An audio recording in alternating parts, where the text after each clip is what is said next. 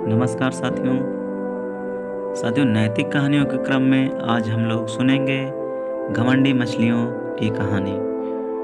तो यह session specially बच्चों के लिए चलाया जा रहा है। तो प्यारे बच्चों, आज हम लोग घमंडी मछलियाँ नैतिक कहानी को सुनेंगे।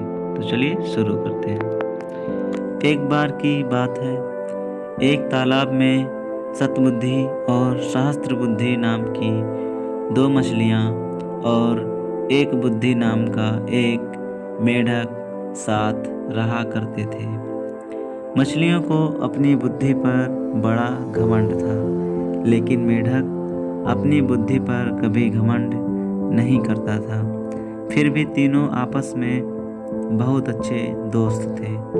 तीनों तालाब में एक साथ रहते थे। जब भी कोई समस्या आती तो तीनों साथ मिलकर उसे निपटाते। एक दिन नदी के किनारे से जाते हुए मछुआरों ने देखा कि तालाब मछलियों से भरा है। मछुआरों ने कहा, हम कल सुबह यहाँ आएंगे और बहुत सारी मछलियाँ पकड़कर ले जाएंगे। मेंढक ने मछुआरों की सारी बातें सुन ली थी। उसने सतबुद्धि और सहस्त्र बुद्धि को मछुआरों की सारी बात बताई। एक बुद्धि मेढक ने कहा, हमें अपनी जान बचाने के लिए कुछ करना चाहिए। दोनों मछलियां कहने लगी, हम मछुआरों के डर से अपने पूर्वजों की जगह छोड़कर नहीं जा सकते। हमें डरने की कोई ज़रूरत नहीं है।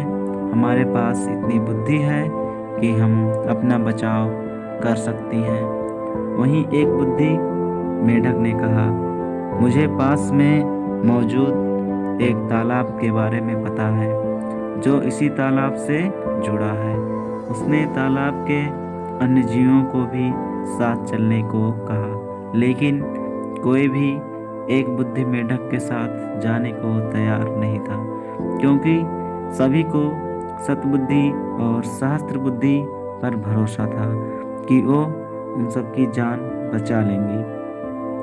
मेढक ने कहा, तुम सब मेरे साथ चलो, मछुआरे सुबह तक आ जाएंगे। इस पर दोनों बोली, उन्हें तालाब में छिपने की एक ऐसी जगह पता है। मेढक ने समझाया, मछुआरों के पास बहुत बड़ा जाल है, तुम सब उनसे नहीं बच सकते हो। लेकिन मछलियों को अपनी बुद्धि पर बहुत घमंड था।